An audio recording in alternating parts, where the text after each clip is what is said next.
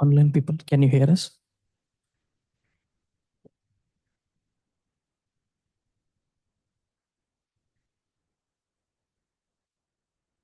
Anybody online? Can you confirm whether you can hear us? Yes.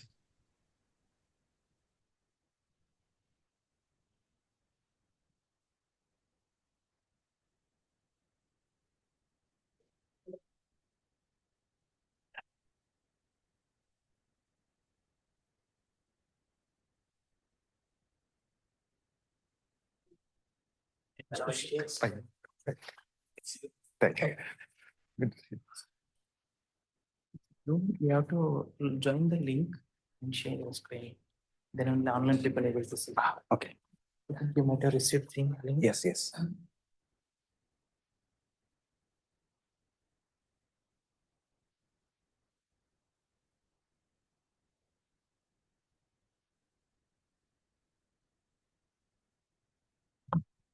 Should I give more? This should be academic.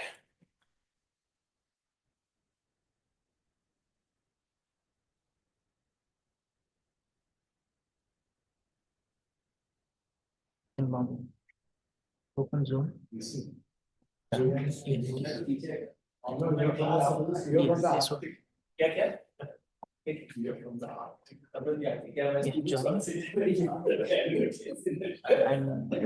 meeting 880 9276 6911. Just join. Don't connect. Join.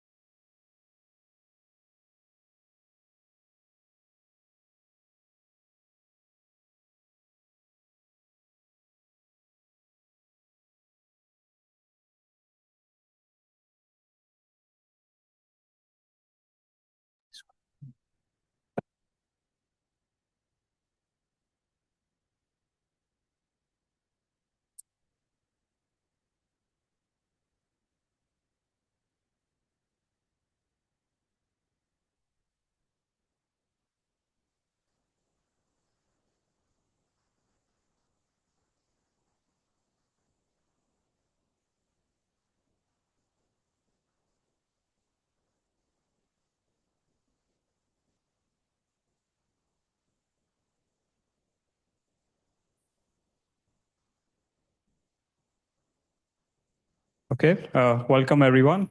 We are very happy to have Nilay Kundu with us today, who's going to tell us about classical black hole thermodynamics and entropy bonds and higher derivative gravity. Okay, thank you. I'd like to thank the string group here for giving me the opportunity to be able to visit here. And it's also really nice to present our work and get feedback from you. So I'll be discussing classical black hole thermodynamics and entropy bounds in high derivative theories of gravity. So feel free to stop me at any point, and I will try to the best of my abilities to explain things, and I can take questions and comments in between. So the main idea or the message that I will try to convey in today's talk, which I will kind of divide in two parts, will be to study the off-cell structure of classical equations of motion following from arbitrary diffeomorphism invariant Lagrangian of gravity. And I will see how can we couple matter, in which way. And then from that study of off-cell structure, we would love to learn about the classical laws of black hole thermodynamics that will follow from that study. So this will be the part one. And then using results from here, from this off-cell structure of the classical equations of motion, I'll also try to explain how can we construct a proof of a classical Bousso bound. So Bousso bound is something which we will discuss what it is, but that would be the second part. I think some of you have listened maybe the first part of the talk in IISc a few weeks back or something. So please bear with me for that part. So I'll be a bit, quick in the first part, but the main motivation, the main aim will be to discuss that second part, the Bousso bound thing, and that will be mostly based on this reference, which we worked with Sayanthani and Parthojit. Parthojit is now a postdoc at Belur in Ramakrishna Mission Vivekananda Institute in Vellore, and there are other collaborators. Pratex, who was a student at IIT Kanpur, is now a postdoc at University of Victoria. Shuvayu is a postdoc at IIT Gandhinagar. Jyotirmay Milan is a postdoc at IISc now, and Ishan was an undergrad student at IIT Kanpur. And this work will whatever we discuss will crucially depend on recent works by some people who has also used our results, or we have used their construction, and I will mention as and when I progress. So for the first part, where I will be looking at black hole thermodynamics in general relativity and beyond. So we know black holes are thermodynamic objects in the sense that we can associate geometric notions with them.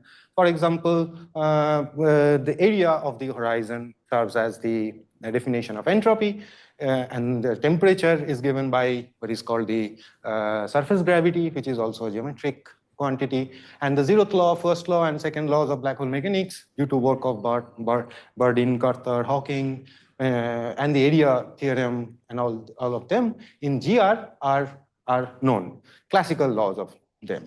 But we also know that low energy limit of any UV complete theory of gravity will generate corrections to two derivative general relativity. So we will be thinking about the action given to us where this root GR will be the two derivative gravity action. Then we can add matter part to it.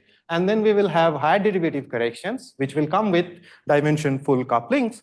And we can have in our talk, we will see what kind of high derivative coupling I can add to it. An example will be R square or R mu union square. But for the results that I will be discussing, this can be any diffeomorphism invariant Lagrangian.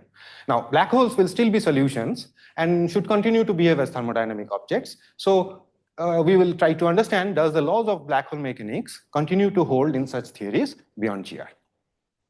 So the first law of black hole thermodynamics beyond general relativity for any diffeomorphism invariant high derivative gravity was understood by Wald, and he gave us a definition where, given a Lagrangian, I can use this formula where this HV is a slice of the horizon, and the epsilons are the binormal tensors. So this was constructed to satisfy the first law, a version of the first law of black hole mechanics, and it obviously reduces to the definition of area of horizon, which is the definition of entropy for Einstein gravity, if we just use that Lagrangian of Einstein gravity in this formula.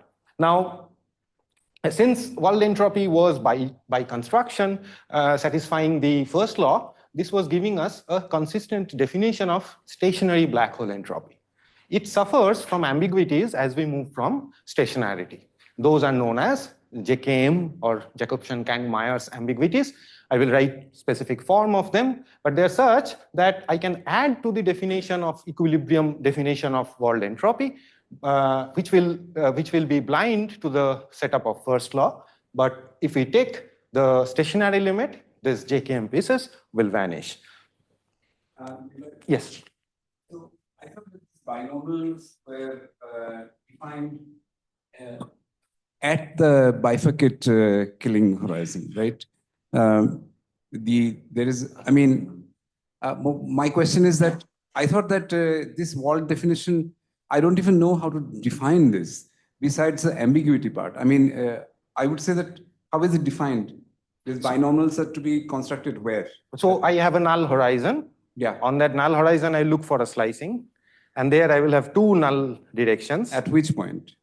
at At the bifurcation. bifurcation point.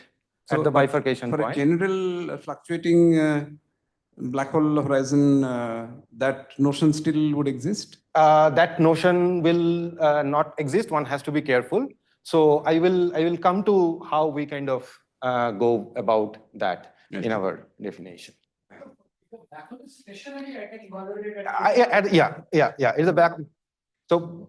If the black hole is stationary, provided the fields are regular at the bifurcation, then it can be evaluated at any arbitrary. I see some constancy. Okay.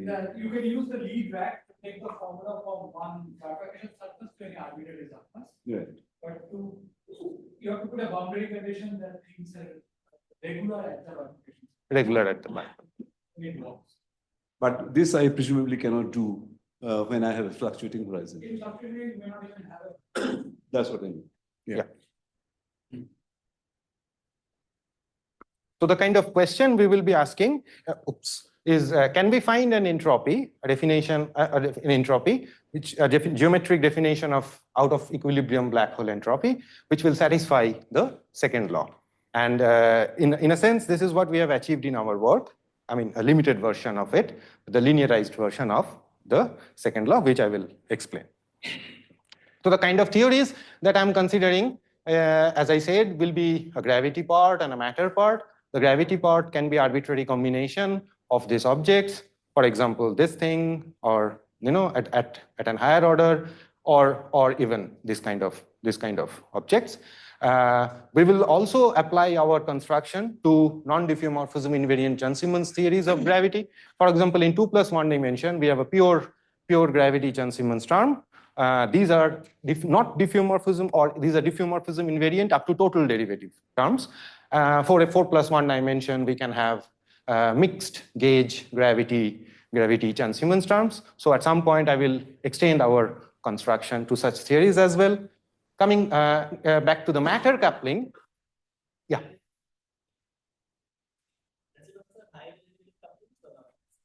High derivative couplings. I will come to that next. So I can have matter couplings. So in the first line, we have what we call minimal coupling of matters, but I can also have this kind of coupling. So in general, the matter coupling, if I introduce that, will kind of be a generic function of that. Our results will apply to any arbitrary Lagrangian of that kind. Yes. For example, this term. Is the null energy condition obeyed? We will come to that. That will be the main question. So just to going. I mean, let me say it, but I will come to it. This is one part of it. Classical area theorem assumes null energy condition of the matter part. So the null energy condition will be violated if I have non-minimal coupling, but we have cured that in our analysis. You cure that because so imagine that the gravitational part just looks like Einstein gravity. Einstein gravity. So I can have a root GR plus this term. Non-minimal coupling. Yes. Yes. Then you're saying you can still write down some version of I can write down a limited version of it.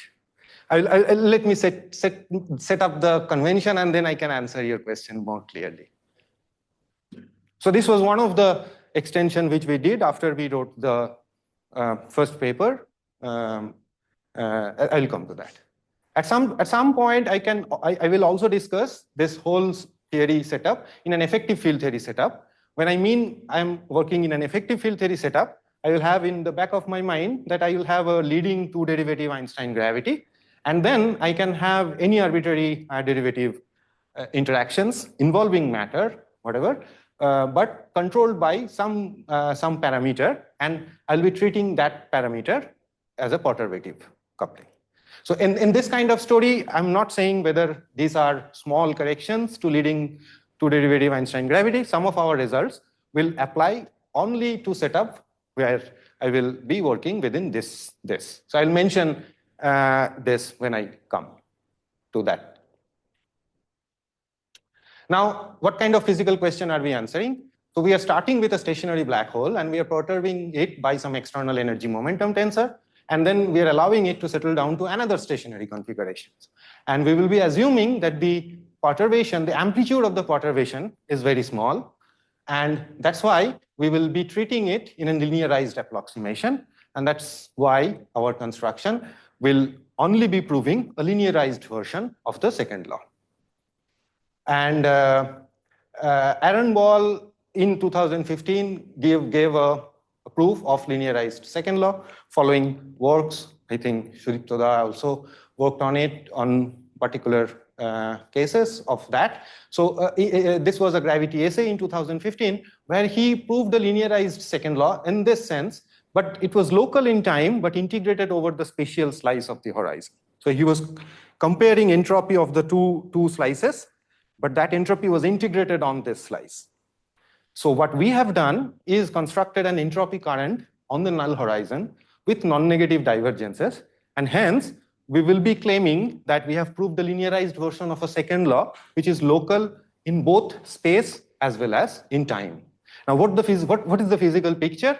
The physical picture that we are trying to propose is that the entropy, a second law, is not only satisfied by entropy being generated, but there can be redistribution of energy on a given slice.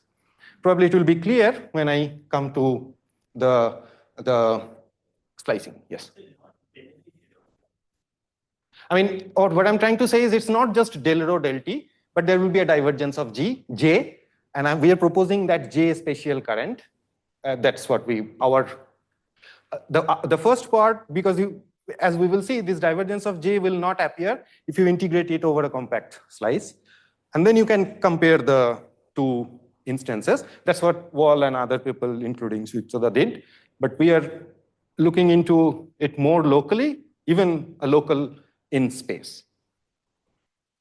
So we will be working with a choice of metric gauge. This is a set of Gaussian null coordinates.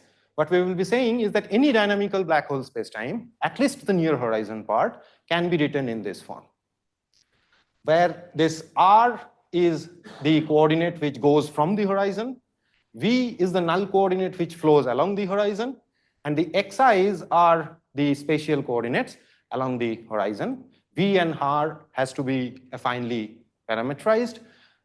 That's what we use. And V and Xi, they span the horizon, which is at R equals to 0. And this will be the choice which we will make. With this choice, a stationary black hole can be obtained like this, where the metric coefficients X, omega I, and Hij will be functions of R times V only. This follows from the fact that this is a Killing vector, which satisfies this equation. Now, if I put this metric over here, I can check that this Xi is a Killing vector, which becomes null on R equals to 0. Hence, we have a Killing horizon, and that's the statement of stationarity. Now, when I'm perturbing it with an external stress tensor, the metric will in general not just will deviate from what the equilibrium definition is, and the deviation we will parameterize by epsilon, which we will treat like the small parameter in our analysis. As I said, the amplitude of the external perturbation will be small, and that external perturbation can have any arbitrary functional dependence on R and V, but the equilibrium one will have dependence on R times V. Now, this stationarity condition is kind of, if we look at in this Penrose diagram, for the stationary black hole, it gives us some kind of a boost transformation. I'll not get into the details of it, but this boost transformation looks like del del t near infinity, and it will look like a Lorentz boost near the plane, which is perpendicular to the bifurcation point at B. And non-stationary perturbations will break this boost symmetry, and we will treat them perturbatively in our construction. So the whole analysis will be to organize things in terms of something called the boost weight. Any covariant object, how does it transform under this symmetry, which is still there after I have fixed this gauge.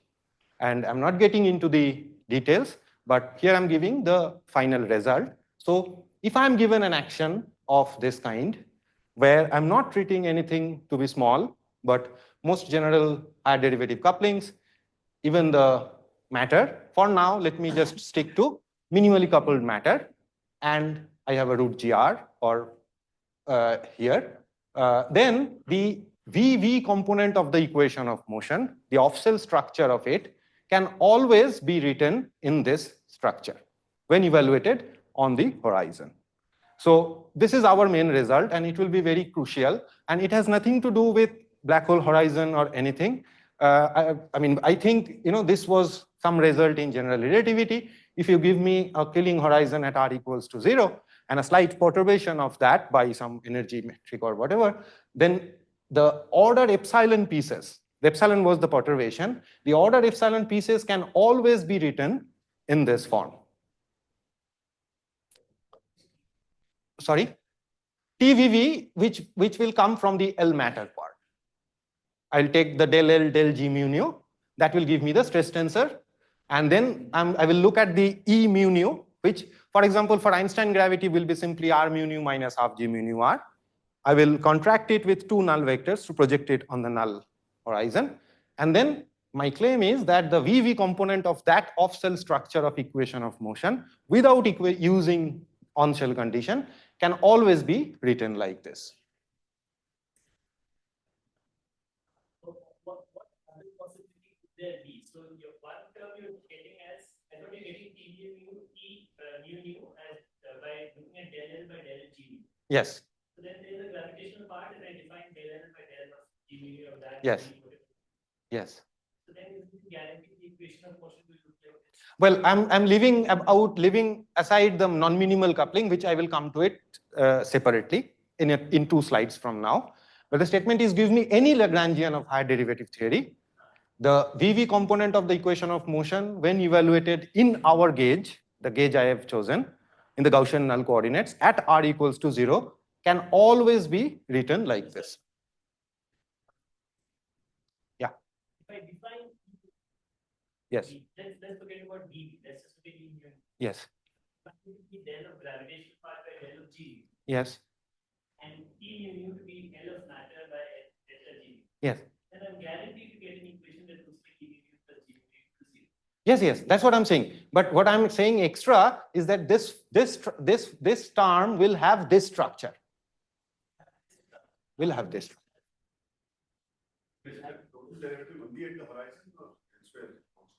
This is what it is. It's on r equals to 0, and I will say this is my definition of what JV and JI are. So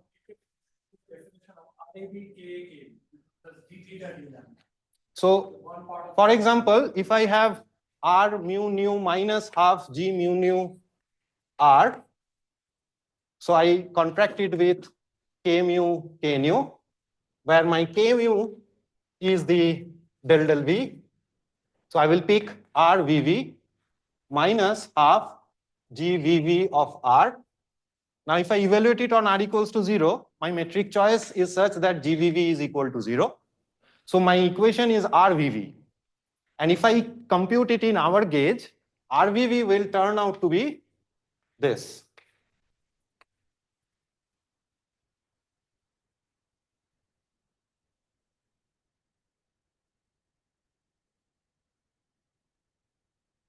So JV is 1 here, which it should be, because I will relate this JV to be the entropy density. For Einstein gravity, it should be root H, which is just the area. But whatever be the theory of gravity, I can always write it like this, up to order epsilon square pieces. I will be going to call that my entropy current. This JV will be the V component of it, and I will be the spatial component of it.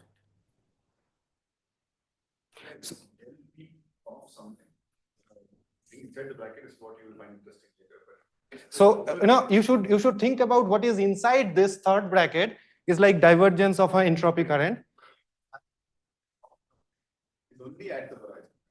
Is at the horizon. I don't know what it would be. I don't know what it would be. Yes. But just to say it, we are not writing it as del mu, J mu. I'll come to this point because I'm on a null surface. I don't know how to invert matrices and stuff like that. So, but this is without taking any G upper VV or whatever. So this structure is true in any theory of gravity, and this is true even for Chern-Simons theories, which we have proved. Give me a Chern-Simons theory Lagrangian in any odd dimension.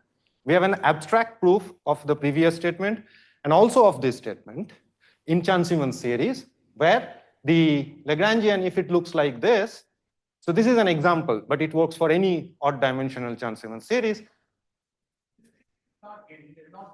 Yes, even then you can write it like this.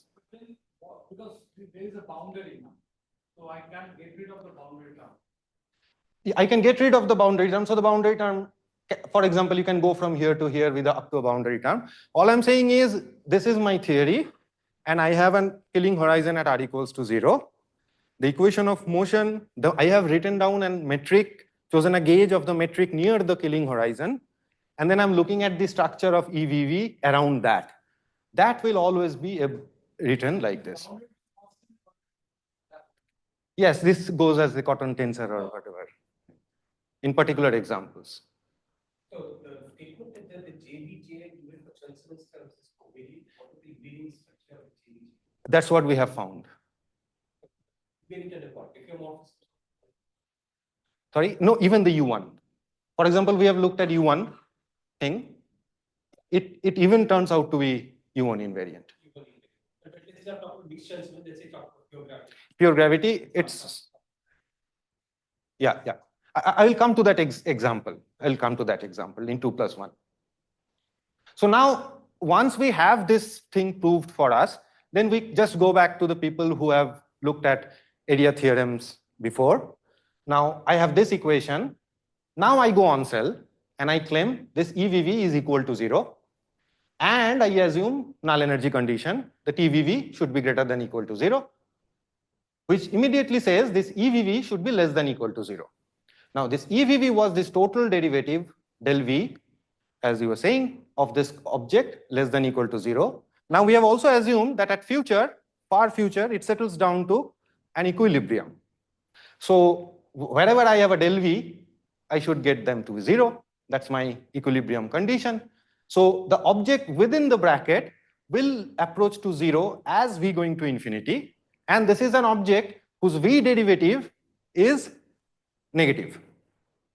So it's a monotonically decreasing function, the object within this third bracket here, or this object. It's a monotonically decreasing function approaching 0 at V going to infinity. So it should be a positive, non-negative thing. This is exactly the area theorem, proof of area theorem, but I'm trying to do it from an off-cell structure of EVV. So this part is known to people. Once we say that EVV has this structure, then we get a linearized second law from here.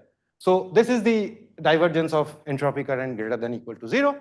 Now, we haven't yet proved that this JV and JI are the definition of black hole entropy, or it just came out from equation of motion of cell structure. So we have done this calculation brute force way. So you give me any Lagrangian, it becomes complicated. But we have checked, thanks to our good hardworking students and all, that you write down the off-cell structure, separate out the order epsilon and order epsilon square pieces, organize them in this structure and read off JV and JI, which can in principle be put to computer. We have an algorithm which will work for any theories. On the other hand, we have proved this to be abstractly also by using covariant phase space formalism of Iyer and Wald. And from there, we will see that this JV is indeed the entropy density with the Jacobian ambiguities fixed, and it reduces to the Wald entropy at equilibrium, for whatever example we have studied, and even abstractly. And this JI is something new, which we have seen as spatial flow of entropy on constant V slices of the horizon. So, sorry? Not in all cases. For example, in f of r theories, JI will vanish. In any other theory, it will, for Gauss-Bonnet, it will be there. I will come to that. So, say how did you fix it? Like you're saying there's a unique way to write it as JV and JR. So when I kind of write it like this JV, if I read off, it's not only the Wald entropy, the equilibrium part, but the JKM pieces with fixed coefficients. Why is it sure that the JV and JR? No, they are not unique. I'll come to that. They are not unique. They are not unique, but they fixes the JKM ambiguities. But the JPEG ambiguities can itself have ambiguities, which we should. I will come to that. Please allow me for. So the physical picture is that this is greater than or equal to 0, and it signifies an in and outflow of entropy density on the spatial slice. And when Aaron or other people previously did that, they did a integration of this kind on this slice on top of it. And they will always miss this current. They will always miss this piece just because, this piece is a total derivative, which on compact slices will vanish. And their statement was this delta S greater than or equal to 0, where this capital S is this integrated object compared between VF and VI, which are a final time and initial null time. No, stationary plus small fluctuations.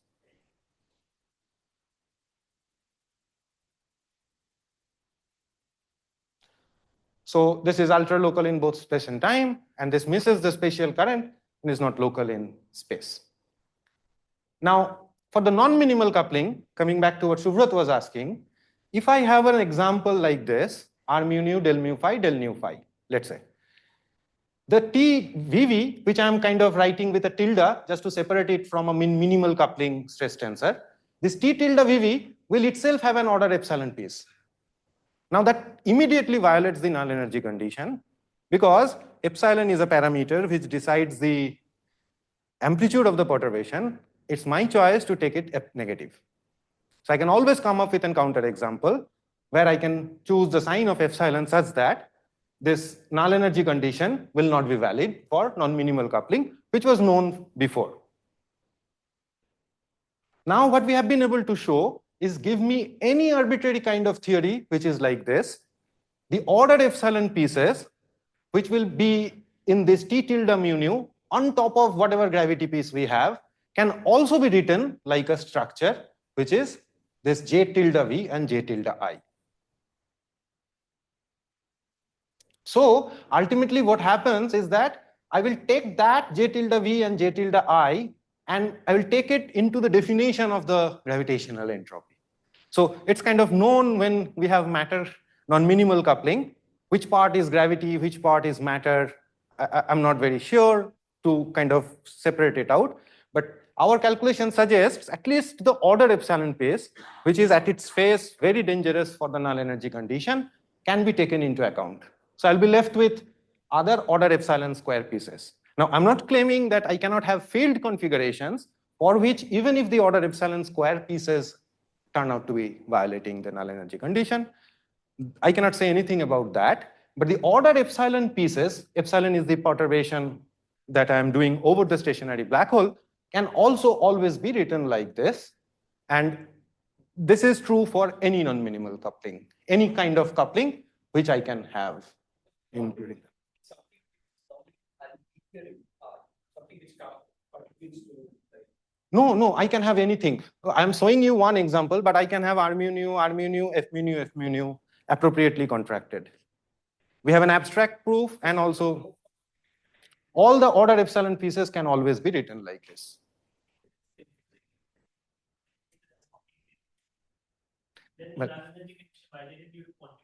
Yes. I'm not considering that because I'm classical, so I don't have any Hawking radiation. To deal with that, I need to come to GSL, generalized second law, which I come to the last part. For now, I don't have any Hawking radiation. It's just like doing Burdeen-Carter Hawking kind of geometric black hole. You can shift some part to the entropy current. Yes. But in that case, you should not be able. In that case, actually, I don't know what to comment on that.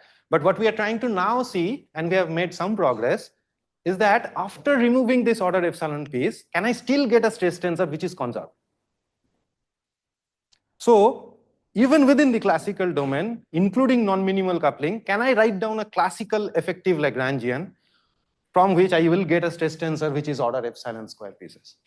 So this is some ongoing work with Anthony and all, and we have positive results for that, but we're trying to wrap it up and make it more concrete. Epsilon square. Yeah, epsilon is what the fluctuation. Which will be the flux that you get from affiliation. So it's on square. He's counting. But he says that he doesn't take into account those violations. Because the epsilon is here like theta. Theta itself will go a square of the. So the epsilon is the perturbation, this fluctuation. The amplitude of the perturbation. Well, for example, everywhere I have a del V, I will have one order of epsilon. So theta has one factor of del V, so it will come with an epsilon.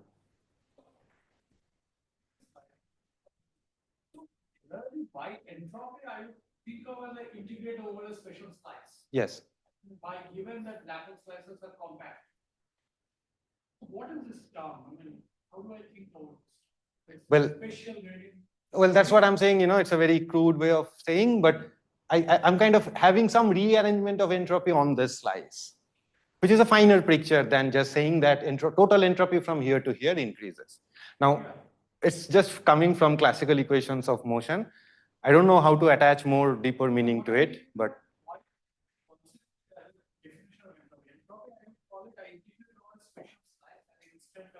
yes. And by guarantee, Laplace slices are compact, even for non-stationary gas. Yeah. So, for example, I'll give you one example where this will be useful. Let's say I am in 4 dimension and I have Gauss-Bonnet,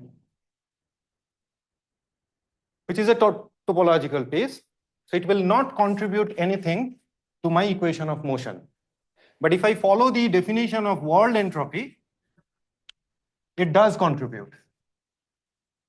Now, if you write whatever we are writing as JV and JI, you can show that this piece, del V of 1 over root H, del V of JV plus del I of JI, this whole thing which comes from this analysis is identically 0.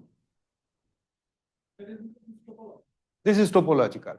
So otherwise, if you don't allow me to write a JV and JI kind of way, so this, which one will you go? Will you go from here or here? And then since it's a topology change, if I do a small epsilon change, I should not change my topology. Then how do I see that from this equation? I will kind of try to give you one more justification why we need this JI.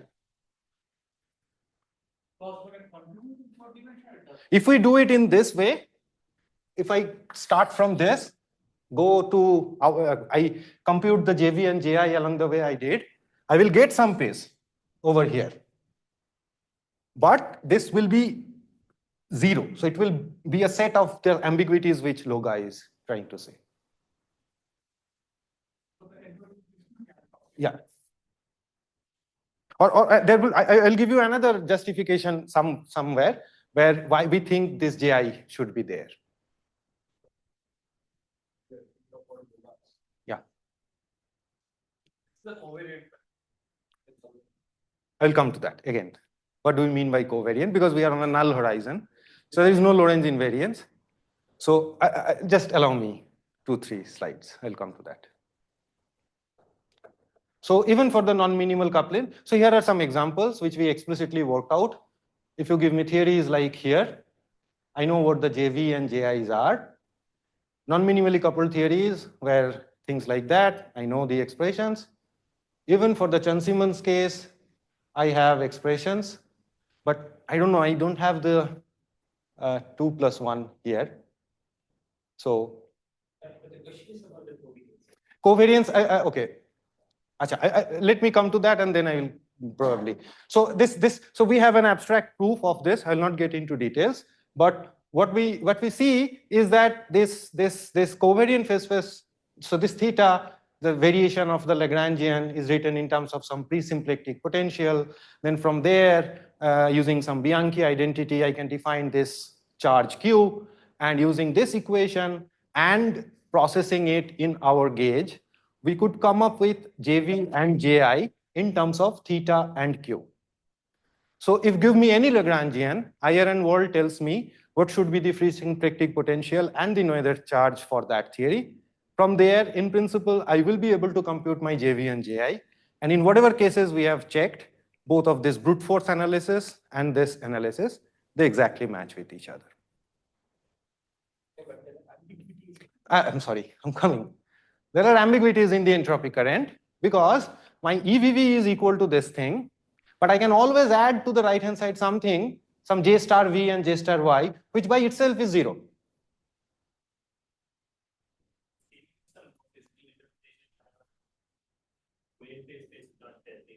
So right now you're saying you will take the EVV and write as a total derivative. But what is the EVV? EVV and write as total derivative. But what's the physical? Can you give some more physical indication for why this should be the case? Like this is not making any sense to me. That there's some Bianchi. Well, you know, the physical significance is maybe there is some near horizon symmetries from which, like BMS or whatever they call it, I'm not an expert. The Wald statement that the entropy is the charge. Not necessarily, because this is in the time dependent. Yeah, so this is, they are generalizing the statement that entropy current is the Noether current. So there is a covariant construction recently attempted by Wald and all, which he calls as dynamical entropy, which we have checked kind of follows from what we have done. Yeah, this will be like that. So, In 2-3 months back, Wald has this proposal of this dynamical entropy. He looked at just Einstein's equation and added something extra to the AOY 4G Newton. But from our analysis, that just follows directly. There's some total derivative piece keeping or not keeping. yeah, what I'm saying that JV, the entropy density is there implicit in the Wald's derivation of Wald entropy from the stationary case. Where, you know, like kind of do a similar analysis in the stationary case. Get something which you integrate, which is a Noether charge. You do some Noether charge analysis. You get something which you integrate and you show that it's satisfied the first. That's the Wald statement. Wald statement is that if you can derive the entropy for high derivative theory, you can derive the entropy of a black hole. It satisfies the first law. No commitment to the second law. Via some Noether procedure. That is the Wald statement. So I mean, this doesn't follow from it, but it's kind of possible in the sense that it kind of generalizes that. With this extra thing. By looking at non-stationary things and we did the second law. Okay. But the JV part in the stationary case is already kind of there in the Wald's construction. Of course, how it generalizes is the question. It's an altogether thing.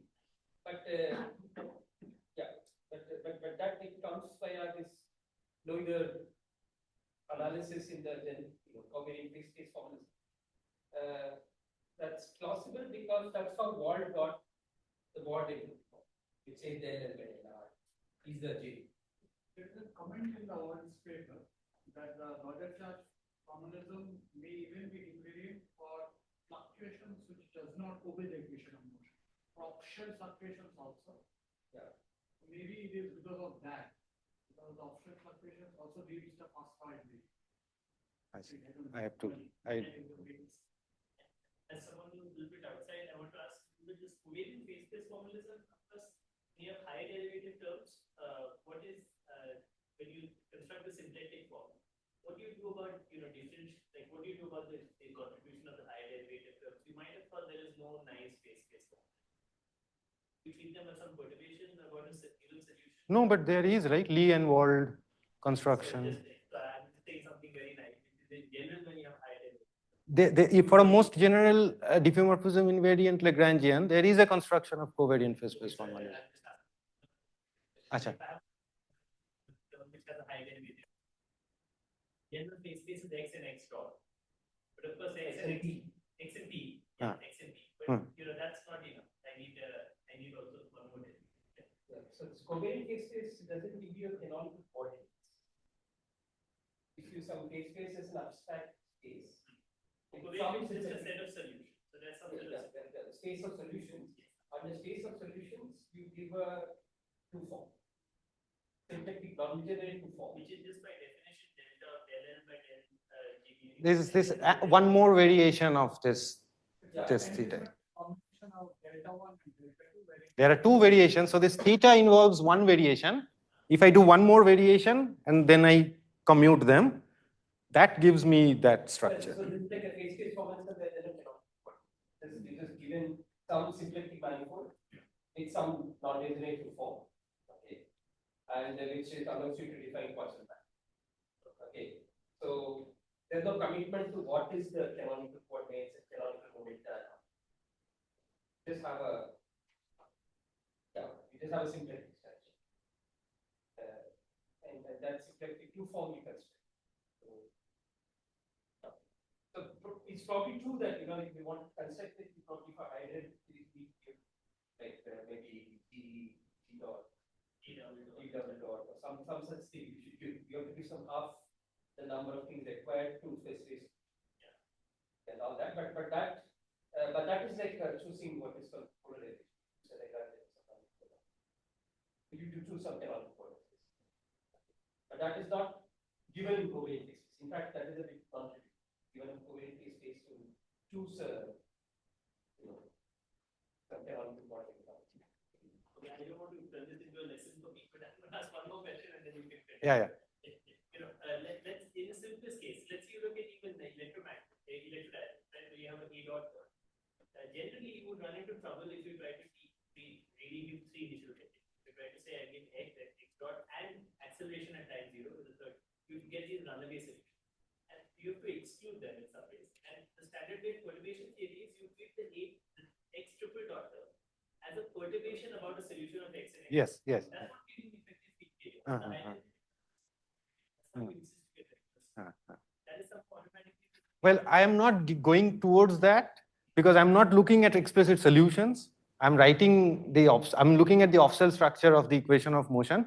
But if I'm going to work with solutions and all, there are solutions of explicit configurations in these high derivative theories, and they presumably take this into account. Boundary conditions, so you're getting nice smooth solutions, even though you have high derivative theories. I'm sure these theories also have solutions that are pretty sick. Yeah. They just go off. So somehow you must have put in physically that you have smooth solutions. Isn't that automatic in perturbation? I mean, so. High derivative term as a perturbation and not as an independent. Such kind of problems never arises in this context. Because in this context, only as the Noether says, we only get two form which generate the Hamiltonian. Yeah, they don't arise, but somehow I'm wondering we should push them under it. They are there, so one has to live. All these theories have oscilloscopic state. Is that what I'm talking about? So what happens at Hamiltonian, there will be some term which will be linear in momentum. So therefore, at some point, the phase space Hamiltonian cannot be found. So all these theories have their problems, except the law of they have their own problem. That's separate. Okay. So now when we prove the second law, we presumably got rid of the sixth. No, not that. Because the second law is only question, it does not see those kind of problem at all. Second law is proven for all theories. Those problems does not come into this. Maybe one thing, there's an assumption in this proof, which is that if you perturb the black hole, you wait for a long time, it suggests the fact that's how it begins. That must be how you. So that assumption is implicit in this. Because for these other things, the perturbation might just grow. So maybe that's how you are actually. So in that step, I'm taking into that. Second law, I assume that was second law, I assume cosmic solution. Which even GR is a tough problem.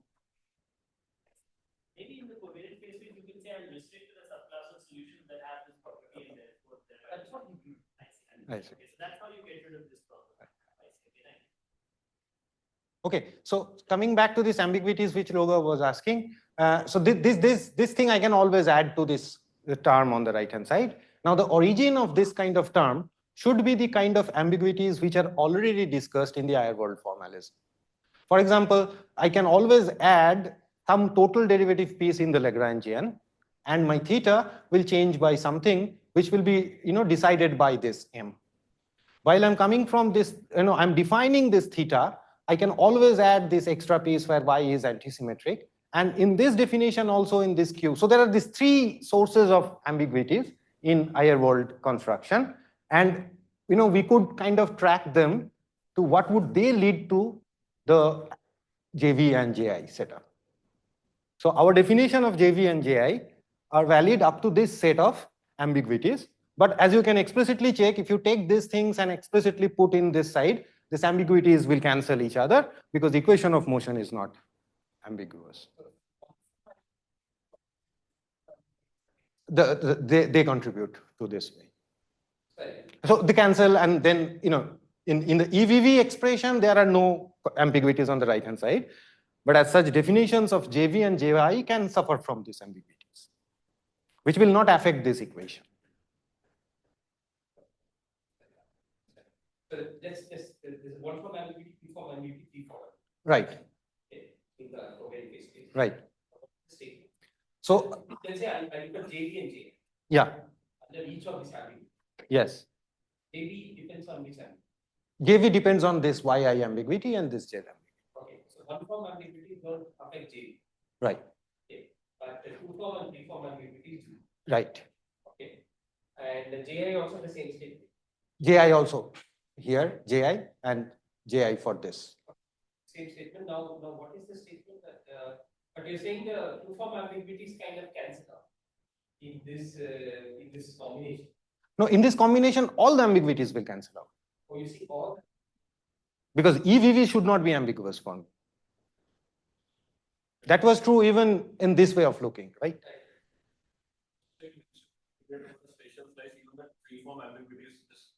No, even at this level, even before integration, these ambiguities in this combination will never appear. Derivative or something. Yes. So the ambiguities come, like cancel out even in the inside the derivative or Yes. So you take this equation, you take one JV which is just JV and write another JV1 which is JV minus this YI something. But JI is also take some part of this YI and just substitute it here, and then you will see that extra terms cancel. No. Even without it, it won't cancel, right? Let's say I remove the outside. I just look at the outside, that I don't remember. That I don't. Looks like that. It looks like, yeah, it kinds of that. I have to check exactly. It cancels out, I think.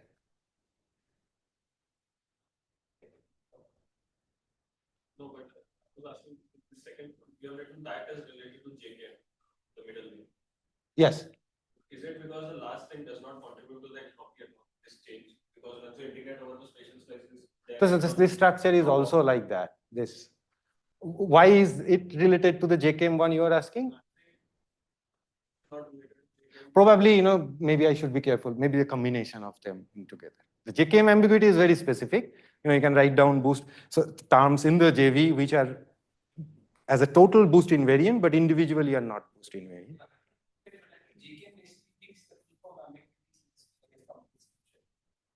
Is JKM ambiguity in the current or in the full intro? So far, it's only known in the density, but we are saying, it should, in our setup, we are seeing them, all of them are coming in the JI as well. Because it looks like things are updated with del X, they will drop off once you integrate. I see. Okay. Well, I need to think about that. But when you go to Chern symbol, Yes.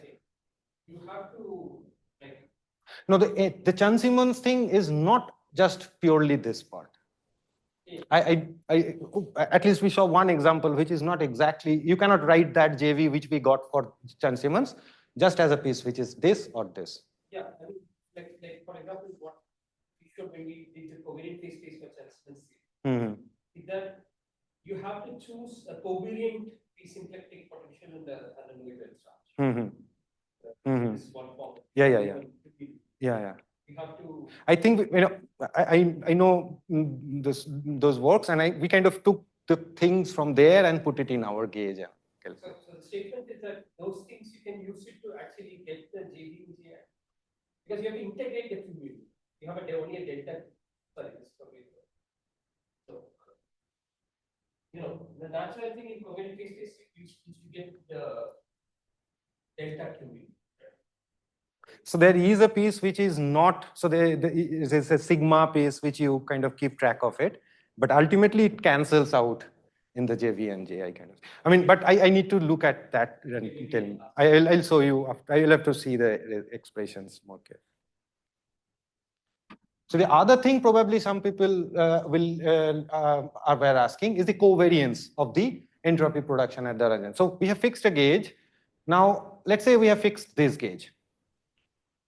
I can do a coordinate transformation which is like this, which will keep the gauge intact, but will take me to this thing. So this is kind of a re-slicing ambiguity in the way I kind of slice the horizons. So this, if you remember the boost transformation that I showed earlier, this kind of gauging that one. Now if I started with this choice of the gauge, I would have got a set of JV and JI. If I start with this gauge, I would get a different set of JV and JI. How are they related? Now, what we kind of looked at was this, we looked at this equation. The left-hand side is a rank 2 tensor, covariant. So it should transform covariantly. And from that analysis, how that thing transforms under this transformation, one can figure out how this JV and JI transform under that covariant transformation. And as you can see, this is not a Lorentzian vector because we are on the null surface, but probably there is some near horizon symmetries under which this will be the transformation. But we obtained this because, so in this equation, we know how this left-hand side will transform. Now we know JV and JI in terms of the metric components and their derivatives. Now we know how they will transform under this. From there, we can track how this JV and JI transforms. And this transforms in this way such that you take this, and if you substitute over here, then there will be very non-trivial cancellations. And the left-hand side just transforms like this. And the whole of the right-hand side. But this transformation is not like a 4-vector that it would transform, because it's not we are on a null surface. So one should probably look at some near horizon symmetries to understand what they are. Sorry? So the lead drag. No. So the vector will be lead drag under diffeomorphism. Under diffeomorphism. But which parts are not lead drag? For example, this JI piece. In JV and J, it involves the JI from here. That you would expect, right? In general, JV means JI. Or maybe this L tilde part. This L's, yeah. L's. What is this L tilde? Well, I have to see, but there's something involving this, this coordinate transformations, and again, I have to look at that. I just wanted to show, and I don't remember exactly. Okay, so all these L tilde are the anomalous transformation. Right. Call it that. Right. Okay. If this L tilde is 0, then it is the transmission of wave. Right. Right. Yeah. And this is a retracking. Yeah. Right.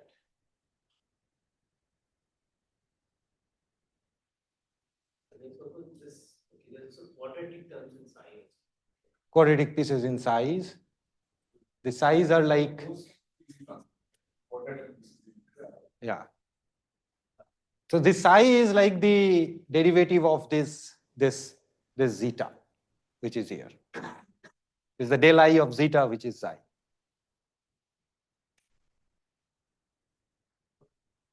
So I just want to also show that this thing has been by Harvey and other people has been extended to beyond linear order thing, where apart from this linear order piece, this whole thing comes like almost like a whole square piece.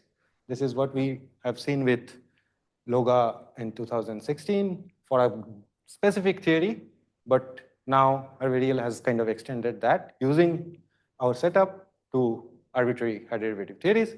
But effectively what he has done here is he has just looked at effective field theory construction. So I won't get into the details, but there was some abstraction piece which we couldn't fix. But what he says is that that's higher order in the effective field theory, which we didn't consider.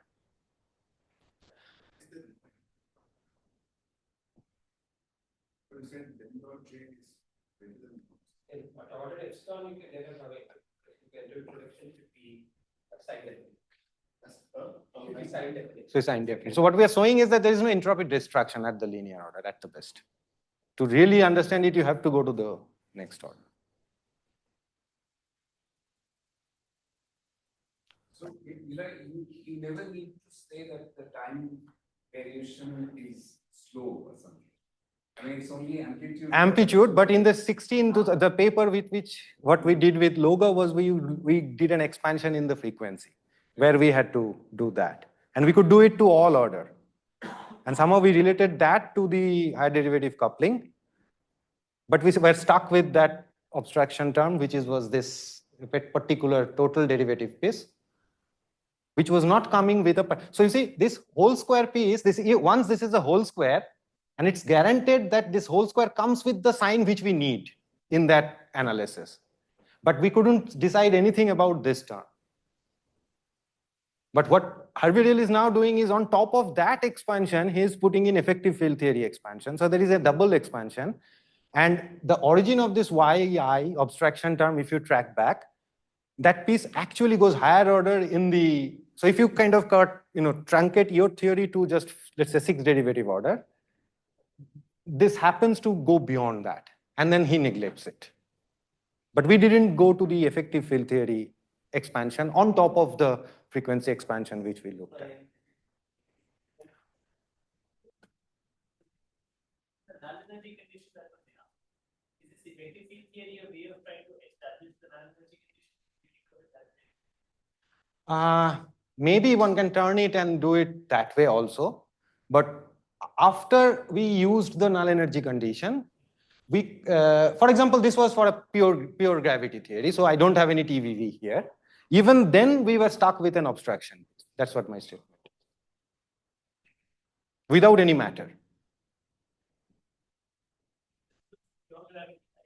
Which was always a term of this form. But even if it's a total derivative, I cannot integrate because EVV, there are 2 del V's. Well, I don't want to get into this detail now, but we were kind of, so we couldn't resolve it and we were presented like that. But very recently, I think 2-3 years back, he kind of came up with, so we looked at a specific theory, but he came up with an extension to any kind of theory. So in one sense, this is important because we looked at Gauss-Bonnet. So there is a guarantee now that any high derivative theory will have this form. And then his prescription for this abstraction piece was to kind of go to the effective field theory setup and ignore it in that way. So I don't want to get into details of the first law, which is guaranteed by the Wald's construction. We also looked at the zeroth law. Zeroth law is a statement that the surface gravity will be constant, which is del tau of kappa and del I of kappa. Both of them should be 0. Now, it turns out that we should look into not the VV component, but the VI component or tau I component of the Ofstel equation of structure of the equation of motion. That always turns out to be del I of x. X was that object in my GVV coefficient.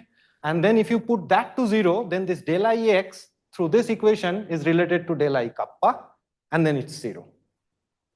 So our result, what we did was to kind of show this in an effective field theory setup. Here we couldn't do it most generally. We had to look at effective field theory construction, but then a zeroth law for any arbitrary high derivative coupling treated as corrections to root GR was proved in some of our work. So, sorry, this is just the first part. I plan to finish it in half an hour. How much time do I have? 15 to 20 minutes? Okay. So I'll kind of go through it very quickly. This is the recent thing that we have done. So we know that there are certain, inspired by black hole thermodynamics and most importantly, generalized second law by Bekenstein in 1972, that there are some universal bounds on entropy of matter given by the area or energy of the matter system, and which were inspired by the generalized second law. And so far I was discussing classical second law, which is just treating this in a geometric sense, and I was manipulating Einstein's equations to come up, or equations of motion of higher derivative theories to come up with the classical second law. But the generalized entropy is the definition that the black hole entropy should be added to the matter entropy, which is outside the black hole. And what Bekenstein proposed was that this object, this generalized entropy, should increase. This is a proposal just to save the ordinary second law of matters if we have black holes. If we throw an object in black hole, is the entropy lost? Or in that sense, this was proposed back in 1972. And then once you look at this expression, that the black hole entropy, change in black hole entropy, and the matter entropy, which has been thrown into the black hole, should be greater than or equal to 0, this immediately gives us some interesting bound on delta S out in terms of this object, which is like here. So the black hole should know about matter quantum states, because this entropy comes from matter entropy, and the black hole should know how much it has to increase its area so that it can, overshoot the loss of entropy. The loss meaning, I'm throwing the matter into the black hole, so from an outside observer's perspective, it's lost. But how would black holes and gravity equations know that this has to be satisfied? So from there, if Bekenstein kind of tried to use this generalized second law and come up with a thought experiment where he will kind of throw some object into the black hole in an optimal way so that the bound can be challenged the most. The bound can be challenged the most when the delta A is minimum. That means I'm adding minimum energy to the black hole. You see, in gravity, we know matter energy as T mu nu is related to geometry.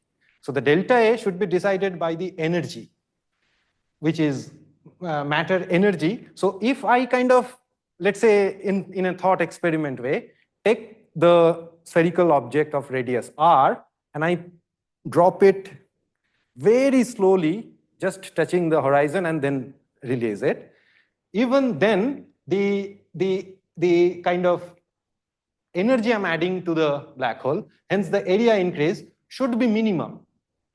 Let's say 2I pi r times E by h cut. You can, one can do some simple calculations to show that. But it says that the matter entropy that I'm throwing in should be less than this, which just follows from here. And you see, the G Newton cancels out in this derivation. So it should just be a statement about the bound, some bound on a matter entropy. Now, there was a lot of debate about it. Is this indeed true? Can one come up with a counterexample? Yes. We can look at, if the matter is quantum, I can have Casimir energy, which is negative. So, but matter entropy should be positive. So there's a very obvious counterexample to it, to which Bekenstein had some counter logic. There was another type of question which was asked. So you are deriving something about the matter field theory, let's say, using the generalized second law.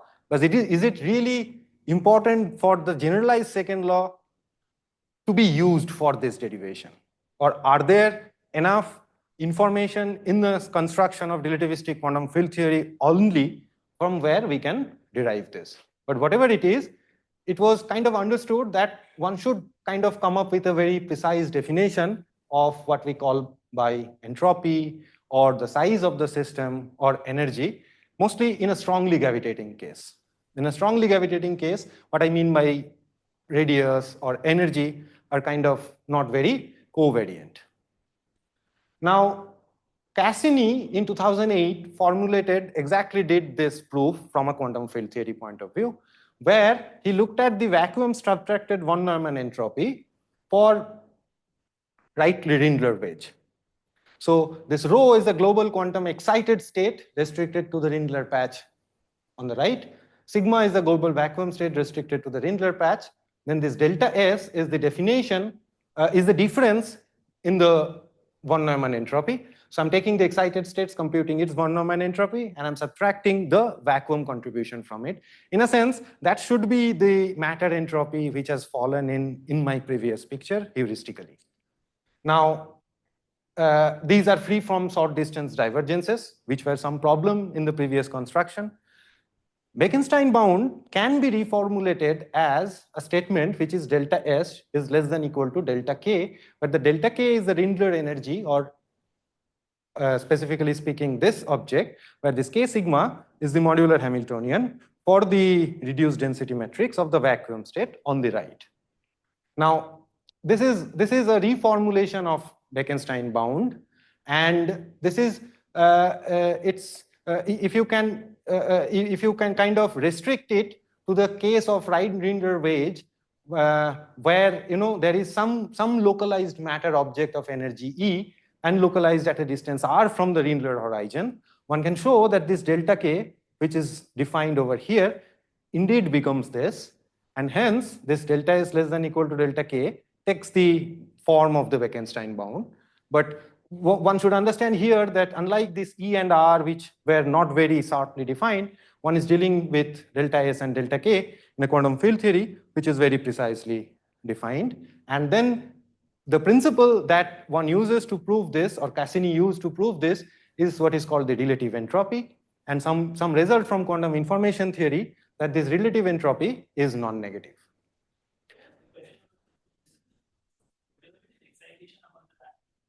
Yes.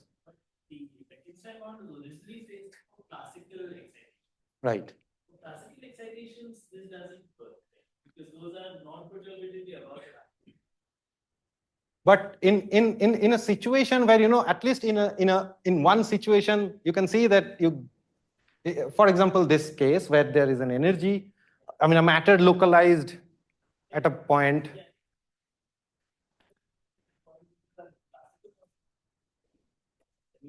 This uses this formula for the modular Hamiltonian. Yes. That formula is really valid if you look at states which are close to the vacuum. If you look at a state which is, any state, that's not a valid formula. I see. So somehow this is, this is a proof of some statement of the Bekenstein bound. Is it really in the same regime that the original bound was set up? The original bound was. But the modular Hamiltonian formula does not apply. What goes wrong? I don't think the modular Hamiltonian is defined by looking at states which are close to the vacuum. That formula for that edge, it could not be valid if you had you put in a lot of excitation. Yeah, there's a formula at some point you wrote which looked like stress energy tensor integrated with 1 by x squared. Yeah, delta K is XTD. Yeah. That delta K is XTD probably comes from the fact that K itself is TTD by. Yeah. I understand. In general, the modular Hamiltonian is much more complicated and it's not local and all. But for this half-sided Rindler wedge, this takes this form, and from where you get an idea about the Bekenstein. But it takes this form if you're looking at some. Yeah. So now you want to use some. You want to apply it to a. So the relative entropy is non-negative. From there you get this, at least in those setup where you can write that in that way. mean, you do some conformal transformation to a ball.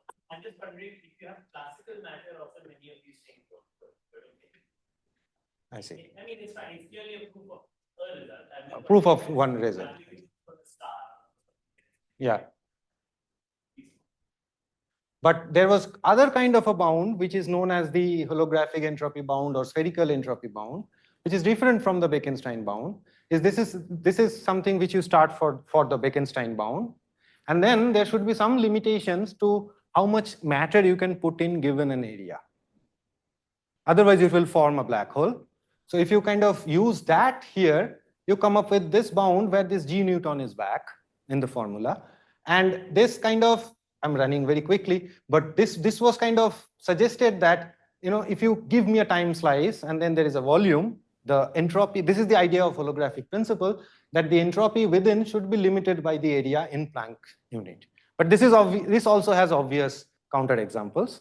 For example, if I am living in a closed universe, which is this, and if I take a line, if I take this to be my outside entropy, and I can take this slice to be very small, so the area, which is the length of this line here, will obviously be less than the entropy if I consider this to be my outside. So there is obviously a counterexample to this idea. But what Bousso took the main idea from here, and he came up with an improved setting where a bound of that kind actually holds. And this is known as the Bousso bound or the generalized covariant entropy bound, where the question was matter entropy where should we consider the matter entropy to be? And he said the matter entropy should be considered on certain null surfaces, which are known as light sheets, and not on spatial surfaces. And the idea was that then, so how to kind of set it up? So pick any D in a codimension 2 space-like surface B, which has an area A, and choose the null surface L, capital L, which is a codimension 1 hypersurface generated by null congruences, which start from B orthogonally and terminate at them at a future space-like surface B prime. Affine parameter V will run along the null lines, and the null generator are this, and this L will be a light sheet when this theta is negative. So so what happens is if I am given a spatial size B, I can have 4 null surfaces coming out, outward, inward, future directed, past directed. I should choose that surface for which theta everywhere is negative, which is a non-expanding null surface. And then this SL, you should define something which is you consider the matter to be crossing this slice, and there's an assumption in a hydrodynamic approximation that it can be expressed as an entropy current small s mu. So this is the flux of entropy, and that entropy which is within this null surface should be bounded by the area difference of these two slices. So this is what Bousso bound is considered, and this is in Einstein gravity or GR, because we see this A is here. Now, what we have kind of tried to understand was that can we modify, this should be modified when we do it for the higher derivative theories.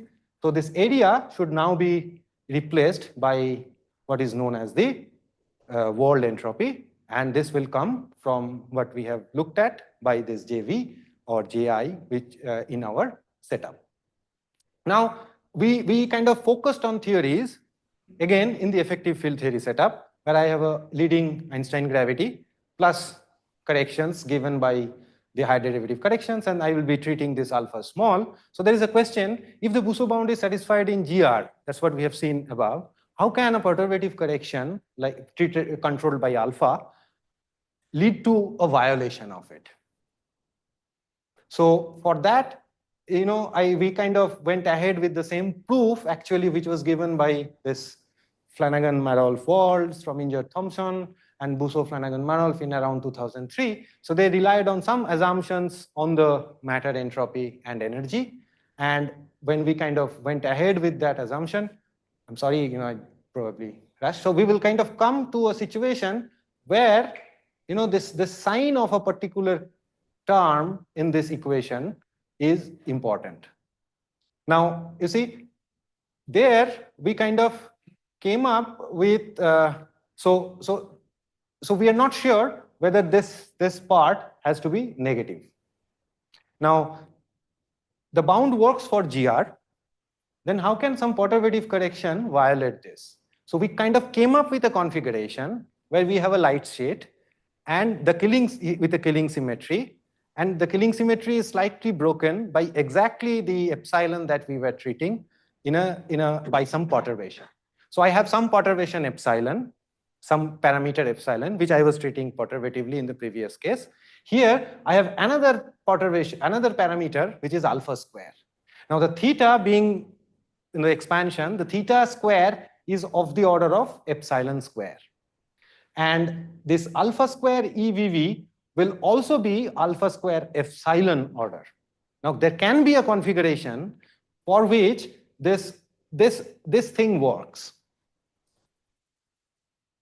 Then the sign will get flipped and the Bousso bound will be violated. So even if it's a perturbative setup where the Einstein GR Bousso bound works and we are having high derivative corrections as perturbations, there are field configurations in the kind of way so this was like, we have to find a situation where this can fail, and then we are providing a correction, how we can treat it. Now, how we can treat it is that exactly we will use this result, which we have seen, which can always be written for any theory near the light sheet, which is again a null surface with a killing horizon for our case. And if you substitute it here, then this order epsilon piece, which is this Q piece, one can take it out and put it on the other side of the bound. And then this object is always guaranteed to be very small with the sign that is needed. So this whole object should be less than equal to 0. So from there, if you integrate it, you get that what we have kind of claiming that the Bousso bound now should be treated as the Wald entropy, should be replacing the area term previously, but this Wald entropy should also be the corrected Wald entropy where the JKM pieces can come in from here. So this is the piece for the Einstein gravity, and this is for the high derivative piece. Yes. We know that if you are talking about entanglement, yes. In this, if you use, let's say, like in this Palestina, Lefkovic Palestina construction, it's photographic, gravitational replica, then we know that there are specific, this is shown by Ishikawa also, that the specific corrections which fix the JKM terms. Right? So, do you get that? We have not gone to probably that order. So those correct or these are these KK terms. These KK terms. Let's say. Okay. So the Dong corrections are probably to. So if we take that and put it to our order, the kind of order which we are working in, then the match. But I have to think about it. There's some differences when we. Yeah, so the statement is that, so there is this photographic replica, there's a replica trick way of calculating the entanglement is different from the Wald and so you get the Wald terms, but so the Wald has ambiguities, but the ambiguities are fixed in a certain way. When you do the replica, the photographic replica trick following the theory. So this was what. So Bekenstein-Hawking really did it only for Einstein. Following the paper, Shidong worked out this for high derivative cavities. Then he showed that if you do it, you get Wald plus the ambiguity is fixed in a certain way into the extrinsic curvature of this entangling surface and all. There's some story. No? So whenever we talk about something which requires this entanglement, one used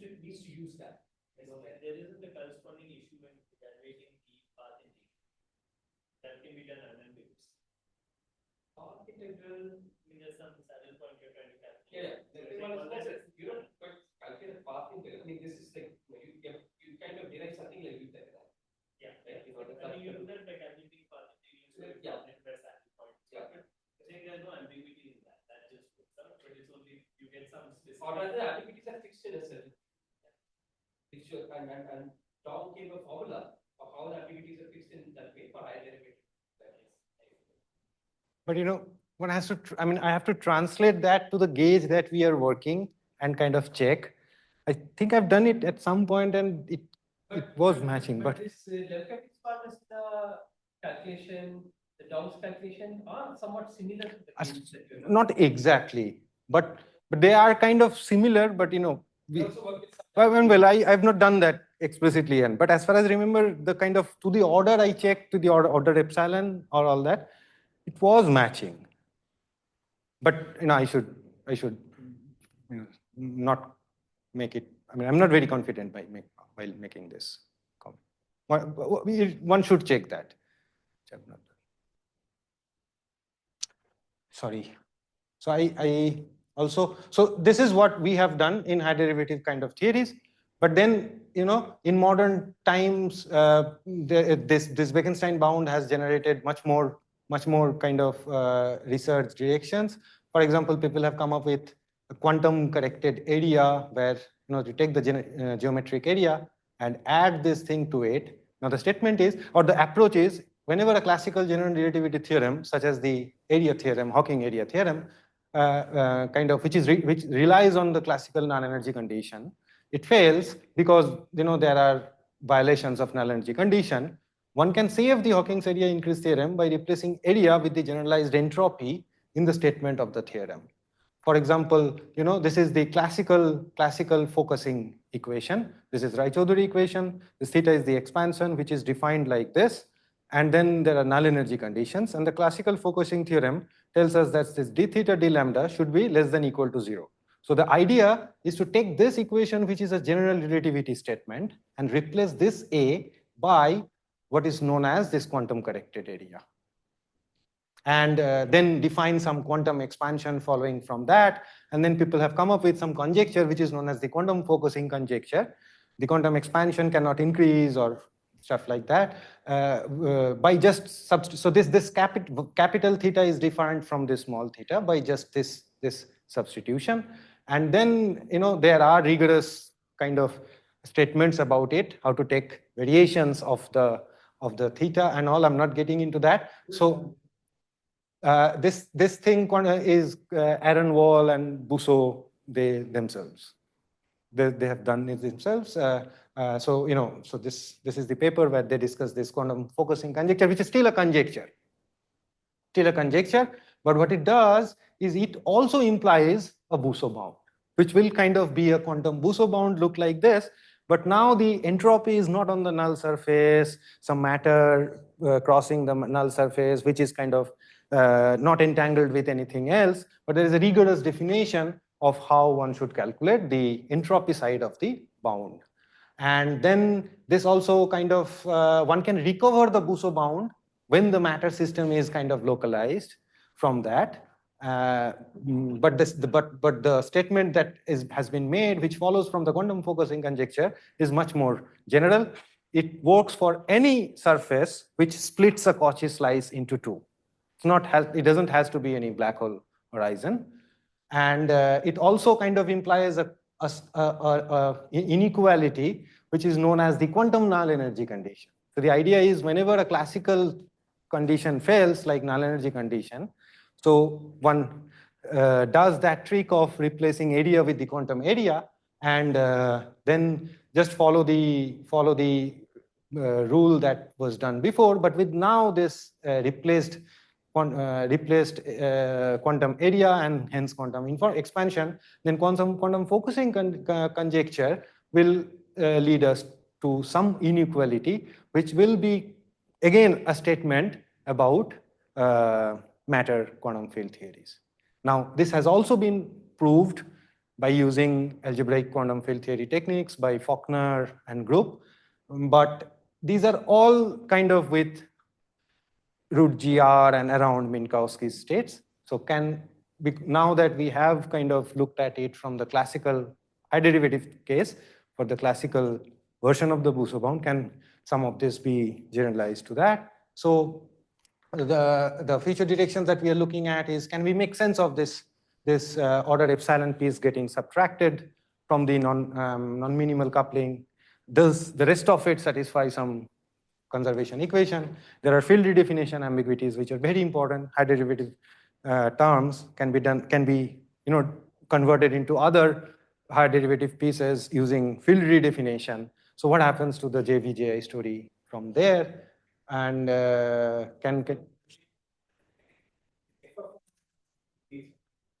yeah.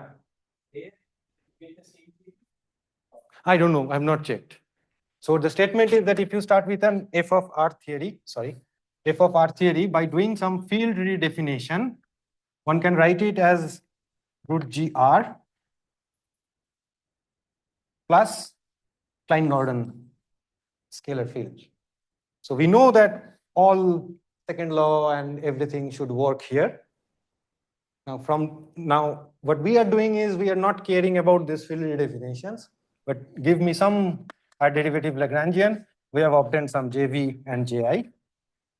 We should probably get some JV and JI from here as well.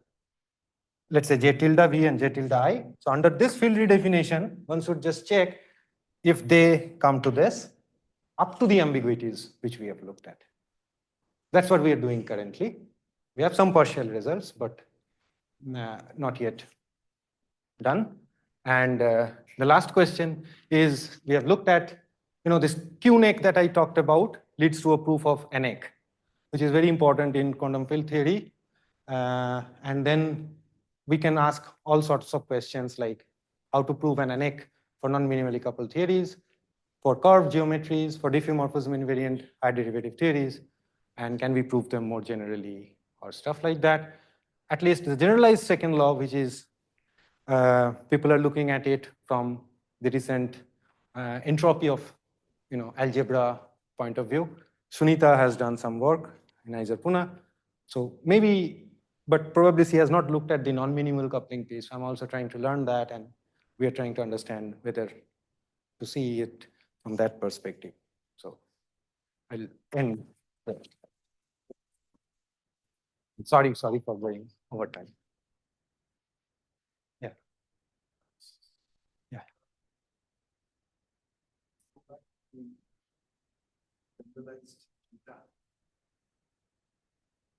Here. Yes.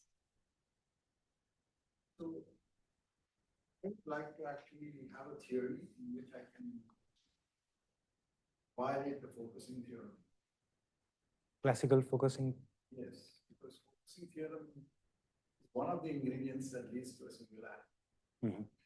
So if there are some fluctuations or some stochasticity of gravity which we don't know very well, that can be added as some sort of a stress tensor which is noisy. Maybe I can violate that focusing theorem. That would be interesting. I can give you one comment over here. So the singularity theorem, which relies on, again, the null energy condition, people have looked at that just by the same trick. And they have come up with, so there is something called trapped region there.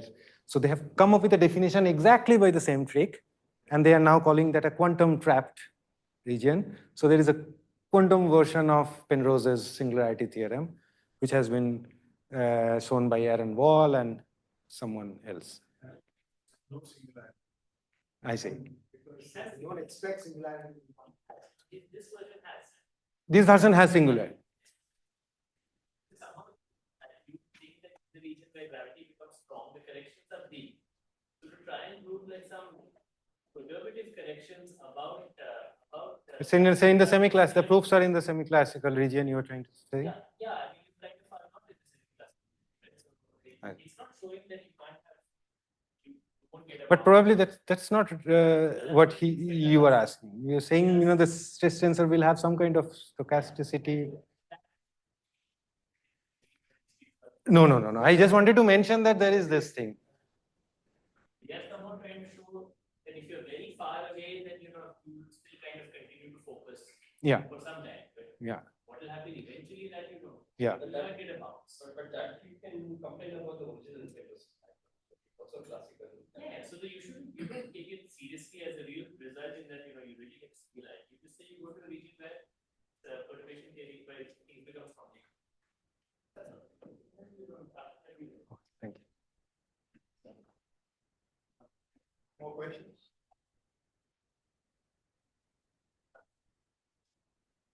Are there any specific examples where the entropy current actually arises from near horizon symmetry? No, I don't know.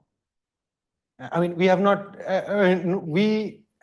or, so for example,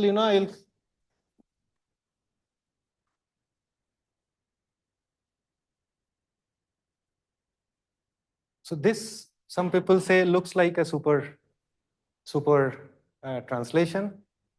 Now, from that in the BMS, does a JV and JI will transform like this? It looks like a very straight, but I'm not an expert actually. But whenever, I say this kind of works in front of people who are doing this BMS or near horizon. So there are actually, versions of BMS and Carolean, not just in the Scribe Plus, near horizon. People have worked on that.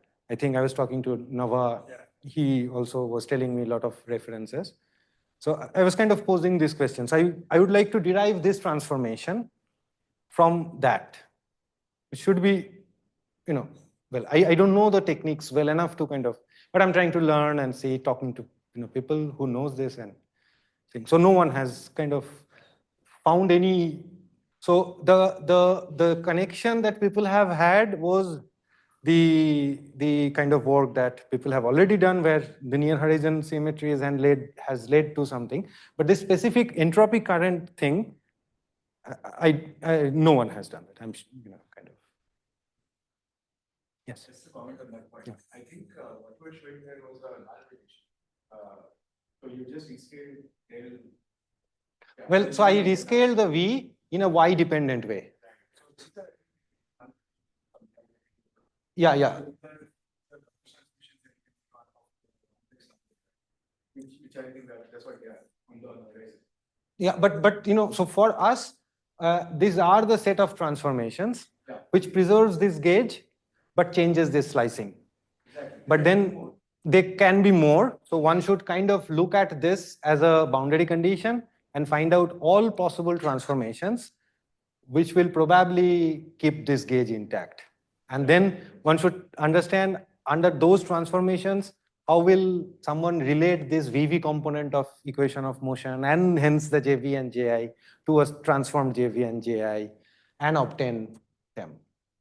That's the question I'm posing. I see. They're not like a. I see. I yeah, it's some kind of that. Yeah. The type 3 null rotation is an arbitrary. Yeah. I mean, you have two. The type 3 will be scaling for L and it's an arbitrary function. E to the A times L and A plus L. But you can also have M and M bar rotating by complex. Those are functions. So,